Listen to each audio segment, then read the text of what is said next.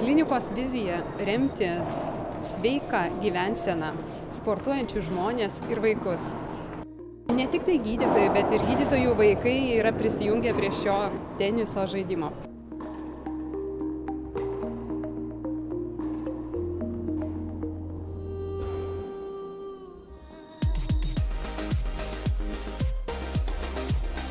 Sunkiausias varžybos buvo pirmas, o turnyras šiaip jau labai patiko. Ir kai žaidėme ant grunto, buvo ir oras geras, buvo galima gerus aukštus kamuolius mušti. O kai perėjom į salę, iš pradžių dar nelabai pripratau, nes tai greitesni kamuoliai, tai lėtesni. Jaučiuosi labai gerai, nes jau esu antrą kartą finale ir laimėjau. Kad čia vos ne geriausia diena mano pasaulyje.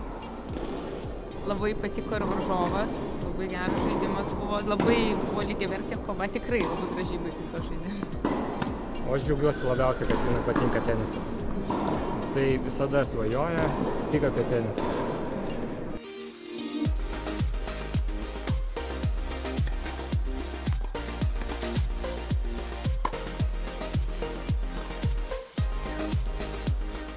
Na, truputį yra jauduliukas, bet aš su juo susitvarkau.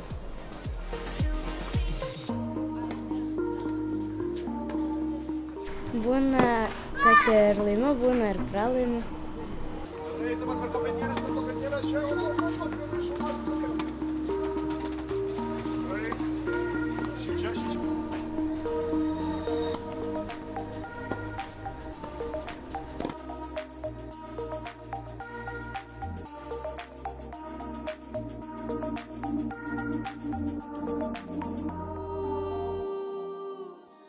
Nusprendėme, kad galime profesionaliai surengti teniso turnyrą.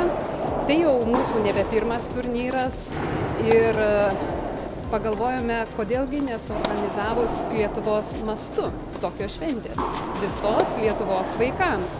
Šiandieną čia susirinko net 75 vaikai iš visų Lietuvos kampelių. Taip kad esame labai dėkingi šiems vaikams, kad jie pasitikėjo mumis, kad jie įvertino tai, ką mes darome ir atvyko sudalyvauti šį turnyrą.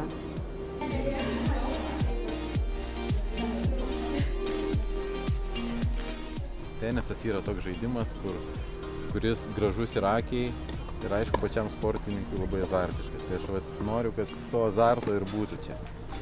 Pirmas setas sekėsi, antram setė buvo biškutį nervų, bet treneris sakė,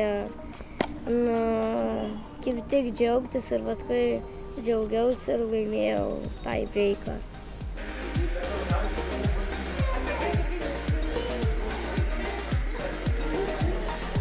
Na, tai turnyrą skaitau tikrai labai pavykusi, atsiliepimai tikrai ganėtinai geri ir manau, kad daugiau tokių turnyrų, jeigu vyks, tai tikrai turėsim ir galbūt netgi tiek pat ir netgi daugiau dalyvių.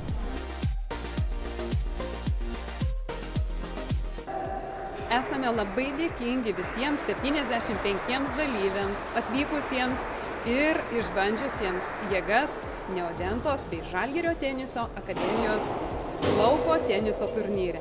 Lauksime jūsų atvykstant ir kitais metais. Iki susitikimų!